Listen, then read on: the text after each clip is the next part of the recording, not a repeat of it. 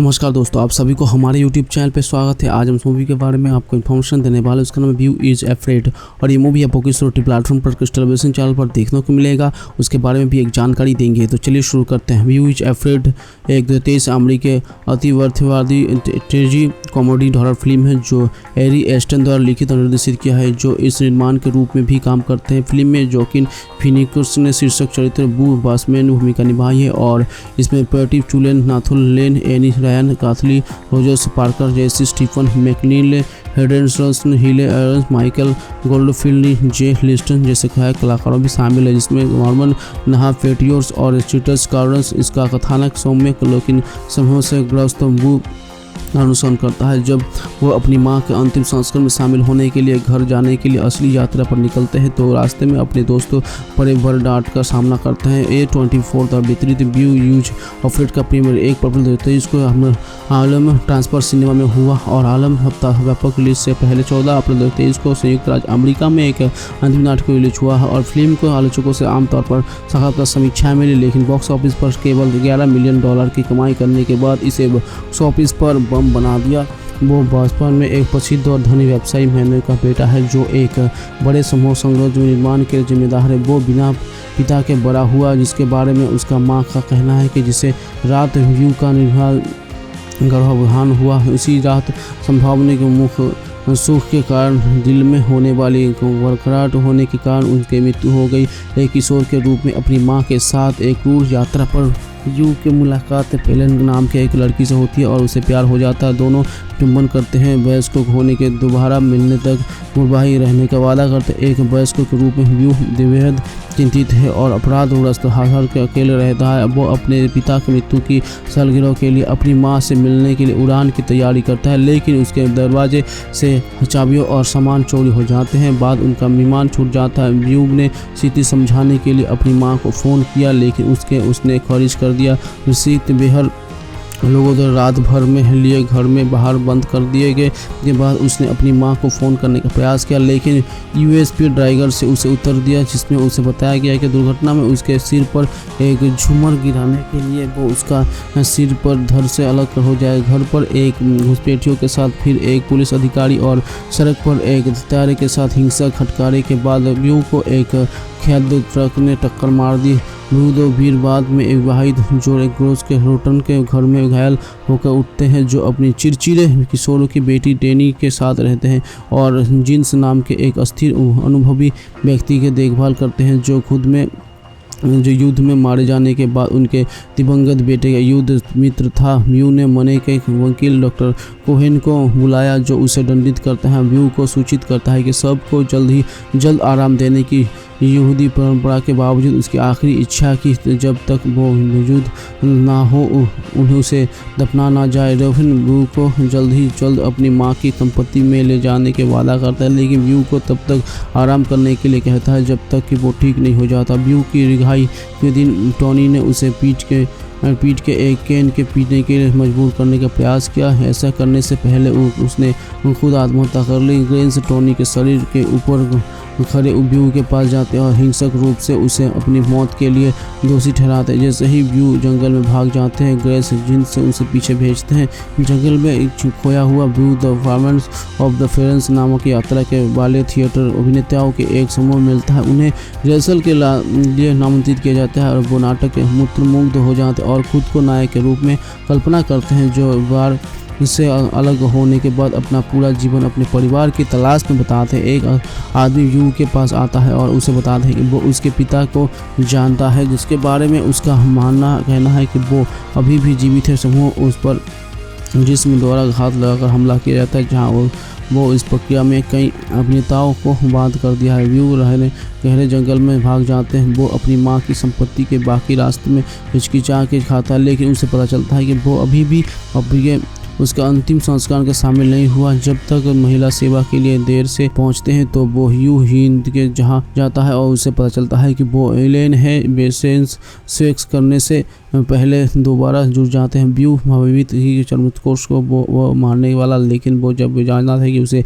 हाथ मिलते हैं, हालांकि लेकिन इस मुहाबित बीच भी मृत्यु हो जाती है। इसका शरीर आकरण जम जाता है। मोना तब छापा से प्रकट होती है और बताते हैं कि वो जीवित और उसके पूरी यात्रा के दौरान उसकी जासूसी कर रही है। वो व्यू को उसके पर्याप्त प्यार ना करने के लिए शर्मिंदा करते हैं। वो अपने पिता के बारे में सच्चाई जानने की मांग करते हैं। मोना उसे अटाटी में ले जाते हैं, जहाँ व्यू को पता चलता है कि उसका ना केवल एक जुड़वा भाई है, बल्कि उसका पिता वास्तव में एक विशाल लिंग के आकार का राक्षस है।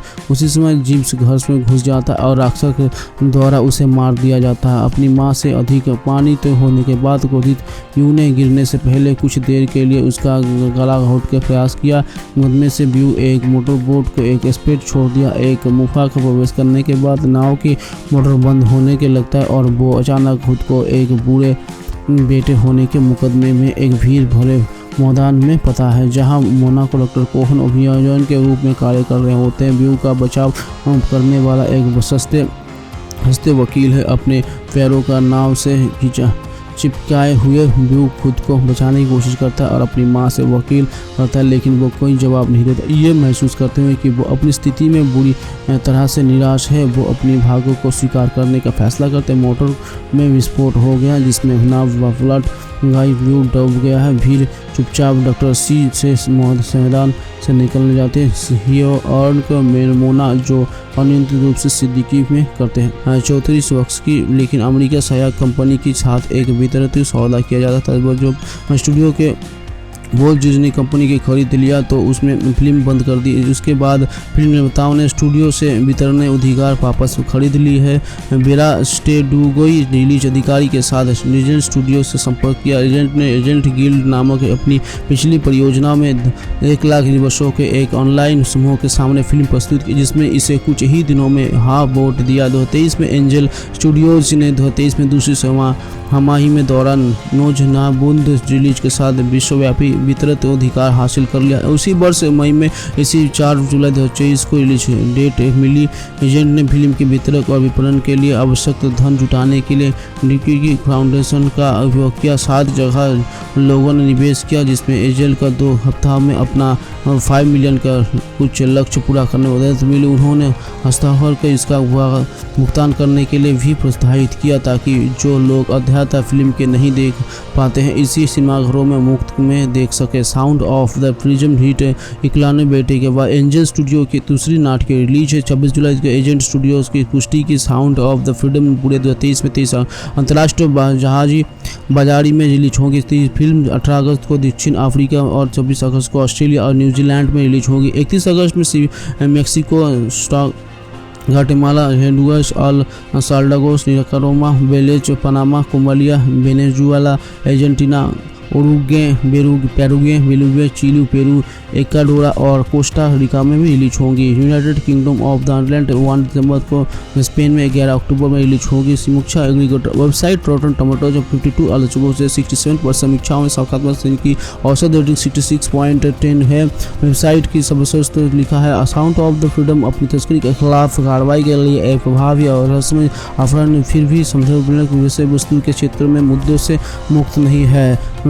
रोमांटिक जो एक भारतीय औसत का उपयोग करता है। फिल्म के 6 आलोचकों से आधार पर 100 में से 43 का स्कोर है। मिश्रित या औसत समीक्षा दर्शाते हैं रिव्यूज के रोकने की मदद कर देते हैं। रेवी का प्रकट होता है और रेनफील्ड के शवों के घिरा हुआ पाते हैं, जिसके उससे बताते हैं कि गिरफ्तार कर लेते हैं ताकि वो स्पष्ट पुलिस अधिकारियों और लेबों से घिर ना जाए। रेनफील्ड से बदला लेने चाहते हैं। रेनफील्ड की सपनों से इनकार कर दिया और वो मुश्किल से उसके साथ भाग लेते हैं। इस प्रक्रिया में जैसे ही मिली गई अगली सुबह रेबेका ने पता चलता है कि रेनफील्ड ने उसकी जान बचाई है। वो पुष्टि करते हुए अपनी असली उत्पाद बताते हैं और वो खुद को सुधारना चाहते हैं। दोनों भ्रष्ट पुलिस अधिकारियों और लंबों के गुर्गों के समूह के इस माध्यम से डरते हुए उन्हें मारने की एक अपार्टमेंट में आते हैं, लेकिन केक को फोन के प्रयास के बाद में रेबेका को पता चलता है कि उसे ड्रैकुला बेला फ्रांसो को बंधक बना लिया। उसके ने और रेनफील्ड के लबोस के मुख्यालय में हमला करने के लिए हथियारों का कोड़ा का भंडार इकट्ठा किया, लेकिन पता चलता है कि ड्रैकुला ने डैडी सहित आधा दर्जन से अधिक के गिरोह के सदस्यों को एनफील्ड की सभी अलौकिक क्षमताओं के लिए एक सहास्त्र बनाया है। एक लड़ाई के बाद एनफील्ड डैडी के गिरोह के सदस्यों के मार दिया। डेविड ड्रैकुला को रोकने के लिए आगे बढ़ते, लेकिन उसे पता चलता है कि केट के पीट कर बर्बाद मौत के घाट उतार दिया गया है और केवल ड्रैकुला के खुद को उपचार गुण की उससे बचा लेते हैं। वो एक रेनुका की वफादारी के बदले में देख उसे सहमत होने का नाटक करके ड्रैकुला को बरगलाते हैं और उसे सूरज की रोशनी दिखाकर घायल कर देते हैं, जिससे उसके साथ अंतिम गिरोह होता है। एनफील्ड और रेनुका के उसे एक जादुई घर में पकड़ने के लिए दोनों के सहयोग से साथ समाप्त होते हैं।